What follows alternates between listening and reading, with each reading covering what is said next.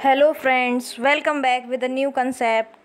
So today's topic is absolute cost advantage theory, Adam Smith. तो दोस्तों इस theory को समझने से पहले हमें एक डॉक्ट्राइन समझना बहुत ज़रूरी है। उसके बाद हमें पता चलेगा कि एडम स्मिथ ने अपनी थ्योरी क्यों दी और उसका क्या पर्पज़ था। तो एक डॉक्ट्राइन था जो एक पब्लिक पॉलिसी को बहुत ज़्यादा इन्फ्लुएंस कर रहा था यूरोप में, और ये जो फ़िलॉसफी थी वो आई थी 1500 से लेके 1800 एडी में। और ये कोई एक मतलब कि हेट्रोजीनियस ग्रुप नहीं था लोगों का, बट एक जो मर्केंटलिज्म थी, जो मर्केंटलिस्ट थे, जो वो डिफरेंट कंट्री में डिफरेंट लोग थे, उनके जो एटीट्यूड्स थे, उनके जो ओपिनियंस थे वो सेम थे, बट वो कोई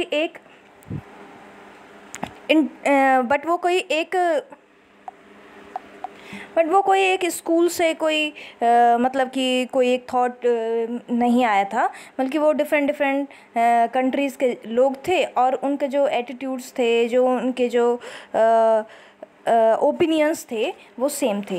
वो उनका मानना था कि कोई भी कंट्री कैसे पावरफुल बन सकती है। वो कहते थे कि जब हमारा एक्सपोर्ट ज़्यादा होगा इंपोर्ट से, तब हमारी जो कंट्री है वो उसमें वेल्थ क्रिएट होगी और प्रॉस्पेरिटी आएगी। तो उनका जो ट्रेडिंग सिस्टम था वो था गोल्ड और सिल्वर से, मतलब कि वो क्या करते थे, गोल्ड और सिल्वर से ट्रेड करते थे दूसरी कंट्रीज़ के साथ। उनका मानना था कि जितना ज़्यादा वो गोल्ड और सिल्वर एक्यूमुलेट करेंगे एक्सपोर्ट कर और इंपोर्ट को लेस करेंगे, तब ही कोई कंट्री प्रॉस्पर हो सकती है, प्रॉस्पेरिटी आ सकती है और जो है नेशंस की वेल्थ हो सकती है। एक मर्केंटलिस्ट राइटर थे थॉमस मून्स। उनका क्या कहना था, उनका पोस्टुलेट था, the ordinary means therefore to increase our wealth and treasure is by foreign trade, wherein we must ever observe this rule to sell more to strangers earlierly than we consume of their value। उनका कहना था कि अपनी जो है wealth और treasury को increase करने के लिए फॉरेन ट्रेड करना ज़रूरी है, और वो भी जो है हम सेल करें स्ट्रेंजर्स को ज़्यादा से ज़्यादा, मतलब कि अपना जो एक्सपोर्ट है कंट्री का वो ज़्यादा हो और जो इंपोर्ट है वो कम हो। उससे हमारा जो है हमारी जो कंट्री की जो वेल्थ है वो क्रिएट होगी।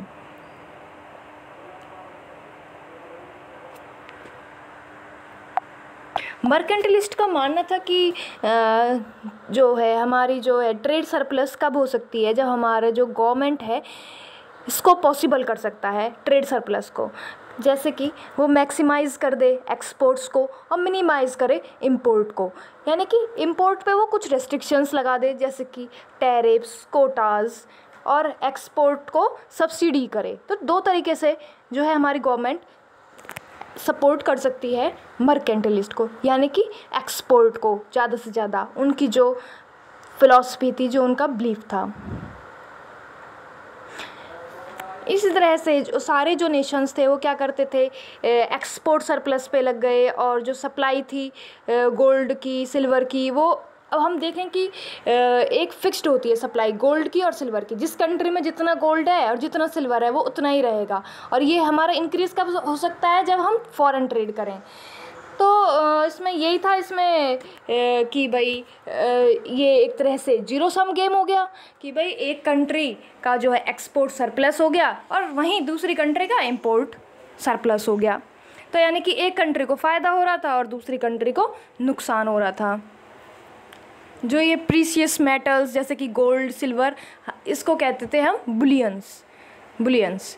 और इसने कहा कि भाई फॉरेन ट्रेड कैसे रेगुलेट होगी, गवर्नमेंट के कंट्रोल से रेगुलेट होगी। भाई प्रीशियस मेटल को हम कैसे एक्सचेंज करें और उनका एक्सपोर्ट करें, यानी कि जो प्रीशियस मेटल्स है गोल्ड और सिल्वर, इनको एक्सपोर्ट करें और जो है इनके इंपोर्ट वो गोल्ड और सिल्वर को गोल्ड और सिल्वर को तो इंपोर्ट करें, यानी कि हम अपनी जो कंट्री है उसका एक्सपोर्ट्स बढ़ा दें और इंपोर्ट कम कर दें।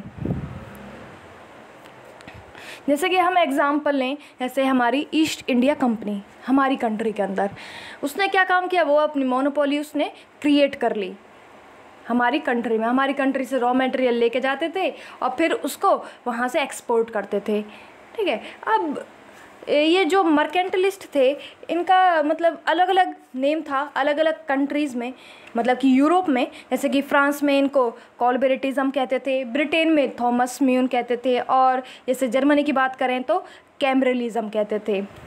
ये एक तरह से ये कोई ग्रुप नहीं था लोगों का, ये अलग अलग अपने अपने जो है फ़िलासफ़र थे, उनकी अलग अलग अपनी फ़िलासफ़ी थी। और ये लोग क्या करते थे, राइट करते थे सिर्फ ओनली टेम्पलेट को ये राइट करते थे। और इनका जो प्रोमिनेंट जो लीडर था वो था थॉमस म्यून। अब जैसे मतलब कि जीरो सम गेम होने लग गया, तो जो हम मतलब कि जो जीरो सम गेम है वो किसने दी हमें, कि डेविड ह्यूम थे एक, जो इसको क्रिटिसाइज़ करते थे मर्केंटलिस्ट को। उन्होंने क्या कहा कि उन्होंने कहा कि according to Hume a favourable trade balance was possible only for a short run. उन्होंने कहा कि जो एक जो फेवरेबल बैलेंस ट्रेड बैलेंस है वो ओनली शॉर्ट रन के लिए हो सकता है। इस तरह से अगर हम मर्केंटलिस्ट को अगर फॉलो करते हैं, ये लॉन्ग पीरियड में बिल्कुल इस एक तरह से एलिमिनेट हो जाएगा। सपोज़ एग्जांपल लेते हैं हम, सपोज़ एक कंट्री ए है, उसका जो फेवरेबल ट्रेड बैलेंस है, इसका क्या रिज़ल्ट होगा कि जो गोल्ड और सिल्वर का वो है इनफ्लो, वो ज़्यादा होगा कंट्री के अंदर। और इसका क्या कारण होगा कि जो प्राइस हैं और जो वेजेस हैं उस कंट्री के अंदर वो बढ़ जाएंगी, क्योंकि उनका जो है एक्सपोर्ट ज़्यादा होगा और इम्पोर्ट कम होगा, वो कम इंपोर्ट करेंगे अपनी कंट्री के अंदर, यानी कि उनके कंट्री में ज़्यादा गोल्ड सिल्वर आ रहा है, ultimately weeping out the trade surplus. और दूसरी तरफ अगर हम देखें कि एक तरह से कि आउटफ्लो हो रहा है गोल्ड का सिल्वर का अगर एक कंट्री का, तो उसका क्या हो जाएगा, ट्रेड डेफिसिट। जैसे अगर हम मान लें कि कंट्री बी उसका ट्रेड डेफिसिट है, यानी कि उसका जो आउटफ्लो है गोल्ड का सिल्वर का, यानी कि वो कंट्री इंपोर्ट ज़्यादा कर रही है एक्सपोर्ट के बदले, तो उसके जो प्राइस है वेजेस है उस कंट्री के अंदर कंटिन्यूसली फॉल होंगे, इंक्रीज़ हो जाएगी international competitiveness, which will eventually restore the equilibrium. एक इक्विलिब्रियम उस कंट्री में क्रिएट हो जाएगा। तो अब ब्रीफली अगर हम इसको एक्सप्लेन करें, मर्केंटलिज्म एक थ्योरी क्या थी कि उन्होंने कहा था कि एक्सपोर्ट्स ज़्यादा करें, इंपोर्ट कम करें, एक्सपोर्ट्स पे सब्सिडीज़ प्रोवाइड करें, इंपोर्ट्स के ऊपर टैरिफ बैरियर्स वगैरह लगाएं। उससे क्या हुआ कि एक जीरो सम गेम हुआ, एक कंट्री को तो लॉस हुआ, एक कंट्री को प्रॉफिट हुआ, यानी कि दोनों कंट्री मतलब कि प्रॉफिट नहीं गेन कर पा रही थी। तो अगर हम बात करें आज की सिनेरियो में, अब हम देखते हैं ट्रेड वॉर वगैरह चल रही हैं। अब ये जो है ना, जो मर्केंटलिज्म है वो पूरी तरीके से अभी भी ख़त्म नहीं हुआ है। डेवलपिंग कंट्रीज़ जो हैं इसका यूज़ काफ़ी कर रही हैं, जैसे कि वो अपने एक्सपोर्ट्स को बूस्ट करती हैं, इंपोर्ट्स पे लिमिट कर देती हैं। तो अभी भी उसको हम कहेंगे, तो अभी भी मर्केंटलिज्म हमारी इकोनॉमी से पूरी तरीके से गया नहीं है, उसको हम कहते हैं न्यू मर्केंटलिज्म। अब ये जीरो सम गेम, अब जो है स्मिथ थे, जो एडम स्मिथ थे, अब आप स्क्रीन पे देख रहे होंगे एडम स्मिथ।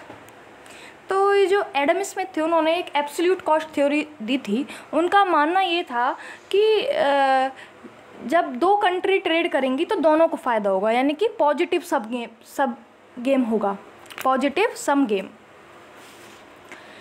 तो उन्होंने कहा था कि उन्होंने कहा था कि जब दो कंट्रीज़ म्यूचुअली मतलब कि जब दो कंट्री ट्रेड करेंगी तो उनको म्यूचुअली दोनों को ही फ़ायदा होगा। मतलब ऐसा नहीं मर्केंटलिस्ट थ्योरी के तरह नहीं कि एक को फ़ायदा और एक को नुकसान। तो अब हम देख लेते हैं कि एडम स्मिथ जी ने क्या कहा था। एडम स्मिथ, आपको पता ही होगा कि Adam Smith father of economics कहलाते हैं और उन्होंने इंटरनेशनल ट्रेड के लिए एक एब्सोल्यूट कॉस्ट एडवांटेज थ्योरी दी थी। अब हम इस थ्योरी को देखते हैं कि इसमें इन्होंने क्या कहा था, कैसे जीरो सम गेम को इन्होंने चैलेंज किया था। अब देखते हैं। According to this theory, trade between two countries would be mutually beneficial if one country could produce one commodity and absolute advantage and the other country could in turn produce another commodity at an absolute advantage over the first. Absolute advantage का meaning हम देखते हैं कि जब एक producer goods को और या फिर सर्विसेज को कम कॉस्ट में प्रोड्यूस कर दे तो हम उसको कहेंगे कि एब्सोल्यूट कॉस्ट एडवांटेजेस। तो इन्होंने, अगर हम ब्रीफली इसकी बात करें तो इन्होंने कहा था कि जो कंट्री जिस भी गुड को कम कॉस्ट में प्रोड्यूस कर पा रही है वो उसको एक्सपोर्ट करेगी और जो कंट्री मतलब कि उसको ज़्यादा कॉस्ट में बना रही है वो उसको इंपोर्ट करेगी उस कंट्री से जिसकी कॉस्ट कम आ रही है। ठीक है, ये जो एब्सोल्यूट कॉस्ट थ्योरी है, यानी कि एडम स्मिथ जी हैं जो उन्होंने कहा था कि जो हम कॉस्ट लेंगे वो एक लेबर की कॉस्ट लेंगे, यानी कि 1 यूनिट लेबर 1 आवर के बराबर। मतलब कि इनका एक अजम्पशन था कि जो कॉस्ट है सिर्फ ओनली एक लेबर की होती है, ना ही इसमें कोई ट्रांसपोर्टेशन कॉस्ट है ना ही अदर कॉस्ट। ये सिर्फ कॉस्ट को लेबर में, यानी कि 1 घंटे में लेबर ने कितनी यूनिट बनाई और जितनी ये मतलब कि जो कॉस्ट है जो गुड्स की वो हमारी लेबर से पता चलेगी कि भाई कितने घंटे लेबर ने काम किया, कितना टाइम में उन्होंने एक गुड बनाया, तो उसकी कॉस्ट ये होगी लेबर कॉस्ट। ना ही कोई ट्रांसपोर्टेशन कॉस्ट लगाते थे ना ही कुछ। तो हमारा फोकस रहेगा इसमें कि भाई जो हम कॉस्ट लेंगे वो लेबर से हम उसको डिफाइन करेंगे। चलिए अब हम देख लेते हैं एक एग्जांपल कि अब हम देखते हैं यहाँ पे हमने 2 कंट्रीज़ ली हैं, इंडिया एंड चाइना, और 2 गुड्स लिए हैं, यानी कि एक व्हीट और एक क्लॉथ। तो हम देखते हैं कि इंडिया कितना प्रोड्यूस कर सकता है व्हीट और क्लॉथ को और चाइना कितना। तो number of units of wheat per unit labour, यानी कि इंडिया कितना व्हीट 1 यूनिट लेबर में बना रहा है, वो प्रोड्यूस कर पा रहा है 10 और चाइना 4। इसी तरीके से number of unit cloth per unit labour, यानी कि क्लॉथ 1 यूनिट लेबर में इंडिया 3 बना पा रहा है और चाइना 7 बना पा रहा है। यानी कि अगर हम एडम स्मिथ की थ्योरी के अकॉर्डिंग हम देखें तो इंडिया को एब्सोल्यूट कॉस्ट एडवांटेज व्हीट बनाने में है और चाइना को क्लॉथ बनाने में है। तो इंडिया क्या करेगा, चाइना से क्लॉथ लेगा और चाइना इंडिया से व्हीट लेगा, यानी कि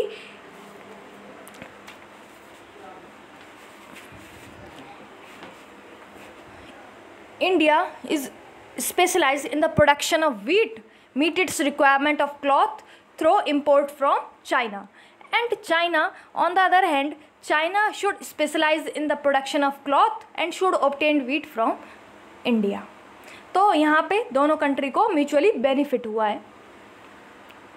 इसमें ऐसा नहीं है कि ओनली कि भाई इंडिया ही एक्सपोर्ट करेगा या चाइना ही एक्सपोर्ट करेगा और इंपोर्ट पे यहाँ पे रेस्ट्रिक्शंस है। इन्होंने सिंपल ये कहा था कि जिस कंट्री को एब्सोल्यूट कॉस्ट प्रॉफिट हो रहा है, एब्सोल्यूट कॉस्ट मतलब वो कोई प्रोडक्ट को कोई कंट्री कम कॉस्ट में बना पा रही है तो वो उस चीज़ को एक्सपोर्ट कर देगा, और कोई कंट्री किसी गुड को ज़्यादा अगर कॉस्ट में बना पा रही है तो वो उस कंट्री से इंपोर्ट कर लेगी। इन्होंने कहा था कि दोनों ही कंट्री को बेनिफिट होगा। तो अब इन्होंने कहा एडम स्मिथ ने कि 3 काइंड के जो हैं गेन्स हैं कोई भी इंटरनेशनल ट्रेड में, मतलब कि गेन्स होते हैं 3 टाइप के। एक तो प्रोडक्टिव गेन, एक absolute cost gain and third is went for surplus gain. यानी कि प्रोडक्टिव गेन कि भाई उनकी लेबर काफ़ी अच्छी प्रोडक्टिव हो जाएगी, ठीक है, प्रोड्यूस करेगी ज़्यादा से ज़्यादा प्रोडक्ट को। जब हमारा फ़ॉरन हमें भाई ज़्यादा से ज़्यादा हमें एक्सपोर्ट भी करना है, अगर हम उसको कम कॉस्ट में बना पा रहे हैं, स्पेशलाइज्ड हो जाएगी हमारी लेबर प्रोडक्टिव हो जाएगी, प्रोडक्टिविटी हमारे जो लेबर की वो इंक्रीज़ हो जाएगी। एब्सोल्यूट कॉस्ट गेन ओबियसली यहाँ पे हमने देखा कि भाई चाइना और इंडिया, तो अगर इंडिया क्लॉथ को अगर प्रोड्यूस करता, बनाता, मैन्युफैक्चर करता तो उसको ज़्यादा कॉस्ट लगती। अब इंडिया ने क्या कहा कि चलें, हमने तो वीट में हम मतलब कि वीट हम ज़्यादा प्रोड्यूस कर सकते हैं एक यूनिट लेबर में, तो हम जो है इंपोर्ट कर लेंगे चाइना से क्लॉथ को। तो इस तरह से इंडिया को एब्सोल्यूट कॉस्ट एडवांटेज हो गई यहाँ पे, मतलब कि कम कॉस्ट में उसने मतलब कि जो क्लॉथ था वो इंपोर्ट कर लिया। इसी तरह से चाइना को भी क्या हुआ कि भाई उसने चाइना को एब्सोल्यूट कॉस्ट एडवांटेज हो रही थी क्लॉथ प्रोड्यूस करने में, इसलिए उन्होंने क्लॉथ ले लिया, इंडिया से इंपोर्ट कर लिया, और एब्सोल्यूट कॉस्ट एडवांटेज चाइना को थी क्लॉथ में, इसलिए उन्होंने उसको एक्सपोर्ट कर दिया इंडिया को, और इंडिया से उन्होंने वीट ले लिया। तो दोनों को इस तरह से म्यूचुअली बेनिफिट हो गया है कॉस्ट का। थर्ड था हमारा वेंट फॉर सरप्लस गेन, यानी कि ज़्यादा से ज़्यादा कोई कंट्री अगर प्रोड्यूस कर रही है अपनी तो वो उसको एक्सपोर्ट कर लेगी, यानी कि दोनों कंट्री म्यूचुअली एक्सपोर्ट इंपोर्ट कर लेंगे। जो ज़्यादा बना रहा है, ऐसा तो नहीं है कि स्टोर करके रखना पड़ेगा, तो उससे बहुत मतलब कि पहले तो ये होता था, अगर हम सिविलाइजेशन की बात करें तो मतलब लोग उतना ही प्रोड्यूस करते थे जितना कि हमारी कंट्री में ज़रूरत है। अब अगर ज़्यादा प्रोड्यूस होने लग गया तो वेंट फॉर सरप्लस गेन हमें होने लग गया। 3 तरीके के हमें गेन होते हैं इंटरनेशनल ट्रेड से, एडम स्मिथ ने बोला था। तो अब हम ब्रीफली एक बार और देख लेते हैं कि मर्केंटलिस्ट का कहना था कि एक्सपोर्ट ज़्यादा करो, इंपोर्ट कम करो, और उन्होंने कहा था कि कोई भी नेशन कैसे प्रॉस्पर हो सकता है, कैसे उसकी वेल्थ डेवलप हो सकती है, जितना ज़्यादा वो एक्सपोर्ट करेगा उतना ज़्यादा उसकी वेल्थ क्रिएट होगी। अब एक्सपोर्ट इंपोर्ट भी किससे होता था? बुलियंस में, यानी कि गोल्ड एंड सिल्वर, यानी कि प्रीशियस मेटल्स में। वहीं अगर हम एडम स्मिथ की बात करें, उन्होंने चैलेंज किया था कि भाई मर्केंटलिस्ट तो था जीरो सम गेम, उन्होंने कहा था कि नहीं, जो ट्रेड है वो एक पॉजिटिव सम गेम है। तो उन्होंने इसको बिल्कुल चैलेंज किया और उन्होंने मतलब एक्सप्लेन किया, अपनी थ्योरी दी कि किस तरह से ये म्यूचुअली बेनिफिशियल है कंट्रीज़ के लिए। भाई अब आपने देख ही लिया होगा, एग्जाम्पल हमने दिए कि जो कंट्री कम कॉस्ट में कोई चीज़ प्रोड्यूस कर पा रही है उसको एक्सपोर्ट कर देगी, और और अगर उसको कॉस्ट ज़्यादा आ रही है कुछ चीज़ प्रोड्यूस करने में तो वो उसको इंपोर्ट कर लेगी। Thank you very much. I hope you all are understand what is the theory of Adam Smith and what is a mercantilist. Thank you. If you gain something from my video, so like, subscribe and share. Thank you so much.